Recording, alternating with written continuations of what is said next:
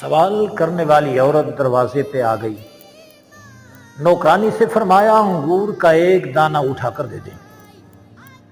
نوکرانی نے انگور کا دانہ اٹھایا، غور سے دیکھنے لگی۔ ام المومنین حضرت عائشہ صدیقہ نے فرمایا دیکھتی کیوں ہے، دے دیں۔ عرض کیا دیکھتی اس لیے ہوں کہ انگور کا ایک دانہ دینے میں بہت تھوڑا ہے، معمولی ہے۔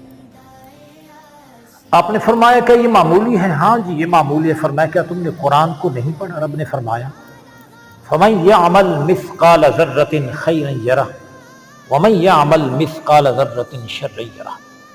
ذرہ برابر جس نے اچھا یا برا عمل کیا قیامت کے دن دیکھے گا۔ یہ بتا انگور کا جو دانہ تمہیں معمولی لگ رہا ہے اس میں ذرے کتنے ہیں؟ رب تو ہر ذرے کا حساب دینے والا ہے۔ عرض کہ اس میں ذرے بے حساب ہیں۔